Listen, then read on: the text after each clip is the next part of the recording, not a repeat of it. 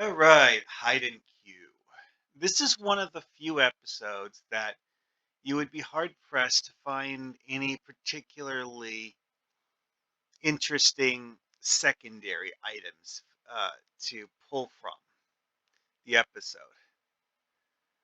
Literally, the entire episode is a battle of wits between Q and Riker, which is interesting because of the fact that most of the Q episodes have Q devoting his attention to Picard, not Riker, which is it's very unusual in that regard. Of course, you could all argue that maybe he's trying to get it at Picard by going after Riker, but because see, the person that Q spends the second largest amount of time talking to in the episode is in fact Picard. And while Q makes a deal with Riker, he also makes a deal with Picard. And that is actually what results in the way that the episode ends. Because Q is like, okay, if Riker rejects my offer, then I will um, stop trying to tempt humans into doing things they shouldn't do or something.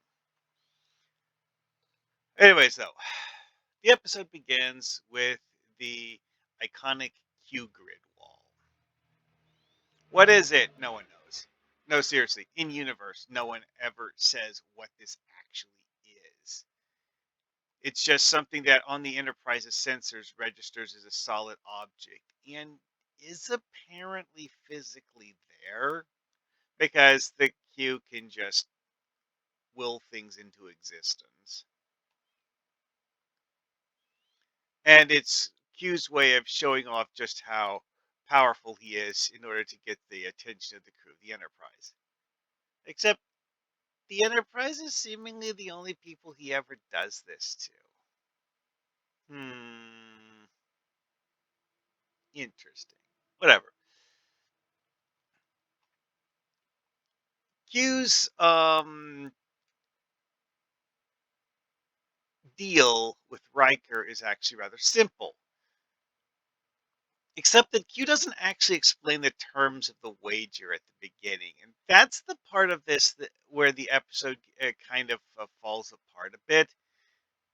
In universe, it falls apart in this regard because of the fact that even in universe, people are like are questioning what the actual rules of Q's contest were because Q wasn't really being all that forthright and upfront about any of it. Makes things rather interesting though because of the fact that you have Q doing different things than what he's actually claiming he's supposed to do, and that is rather strange. Like the whole thing with Tasha Yar getting put in the penalty box. She doesn't stay there very long, which makes you question how serious he was about the whole thing of Tasha Yar getting displaced into nothingness. Also, what rules was he talking about being violated? Because all Tasha Yar complained about is being forced to play the game. She didn't actually do anything. And that's one of those things where you just really have to like, huh? And again, like I said, in universe, that's how it came off too. And it makes things rather strange. Anyway, though, Q, while talking to Picard, says that the real intent of the game is to test whether Riker is worthy of the greatest gift the Q can offer. In other words, elevating Riker to the status of Q-hood. and making it so that he permanently has the powers instead of just a temporary gift. And which, of course, like I said, is that it results in Picard and Q making a deal. Note how this is Act 2, so this is actually relatively early in the episode. They do the initial establishing shot where um, Riker and a company are on the planet with the pig soldier guys. And then,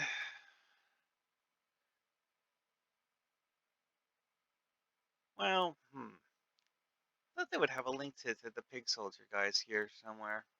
Oh,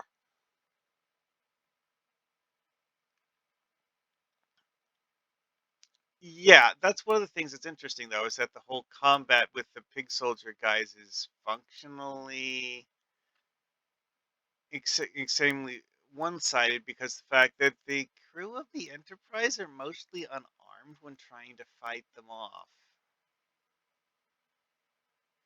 And they're aliens that are physically quite strong, so attempting to disarm them is difficult at best. And oh yeah, they're not actually using muskets.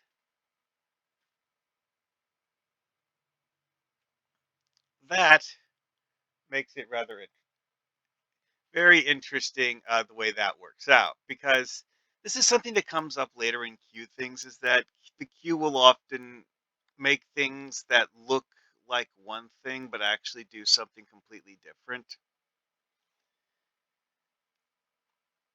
because the outward appearance is simply aesthetics and the inner workings are basically just Q magic and they're putting Q magic into a form that humans can easily understand.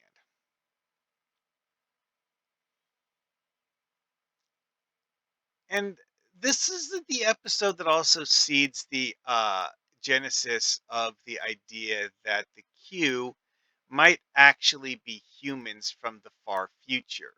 Why? Well, John Delancey, in his portrayal of Q, always looks uh, well like John Delancey does in real life. Very rarely does he actually take on an appearance other than that. And of every other Q we've seen, they all had as their default appearance that of a human. It does get argued in universe that this is simply them taking on an appearance that is easy for humanoids to understand. But here's the thing: Q2 was never seen by any member of the Enterprise crew. He only appeared in scenes talking to the John Delancey Q. So Q2 wasn't keeping up appearances for the sake of the humans. And that is something that makes the whole fan theory that the Q are actually far future humans very, very interesting. Because one, it would explain why the Qs are seemingly disassociated with humanity as we know it, because they don't live in this time period.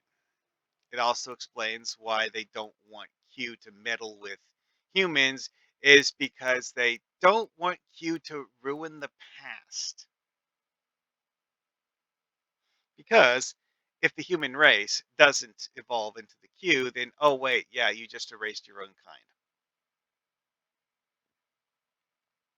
And also, it would explain the whole plot here of because Q actually makes some weird comment about how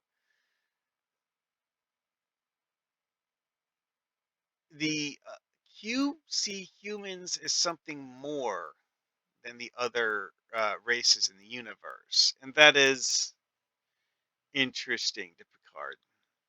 Like, why is Q's little trial not being directed at the Klingons or the Romulans? or the Ferengi. No, it's specifically humans. Q doesn't seem to care about the existence of any of the other races. I mean, there is the one time in this episode where he briefly takes on Data's complexion. Yeah, there's a short scene where John Delancey is talking to Picard, and just to prove he can, he uh, it shows up with the same makeup that Brent Spiner has as Data, except that it's John Delancey made up that way. Very short scene. Amusing side gag, to be honest. One of those things where you're like, okay, so they did what, like 2 or 3 hours in makeup just for a 5-minute scene? Okay, I guess that's a thing you can do. Anyway, so using this in a TTRPG though, there's not actually a huge amount of stuff you could get out of this in a TTRPG. I mean, you can do a Q trial episode. Doing something other than a Q trial episode that, inspired by this is almost impossible because the entire episode, A plot and B plot, are all of the Q trial. Because in this one, the A plot is Q messing with Riker, and the B plot is Picard attempting to negotiate with Q, and that's the entire episode.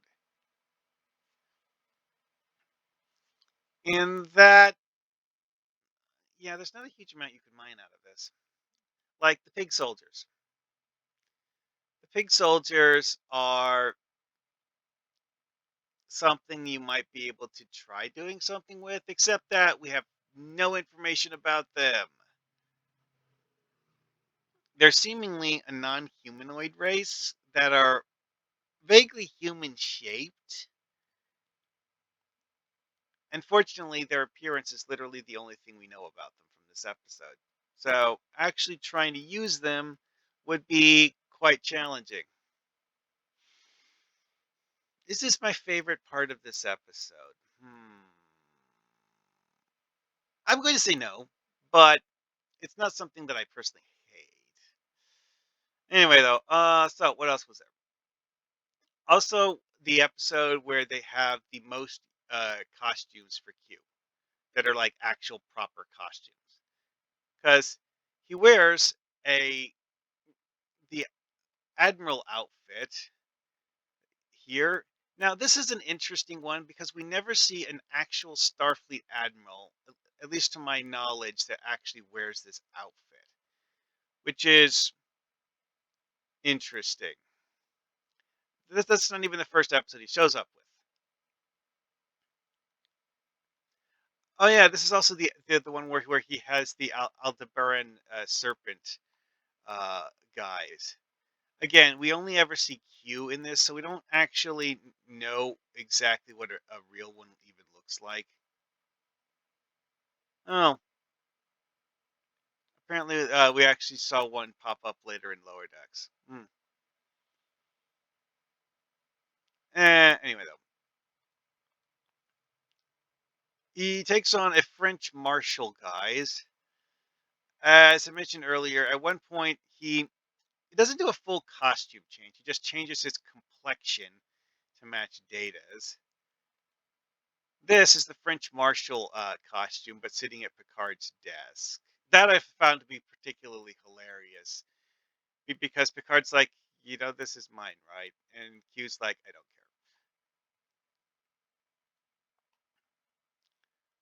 care. Hmm. Oh yeah, then we have this weird monk outfit where why did he pick this? I have no idea.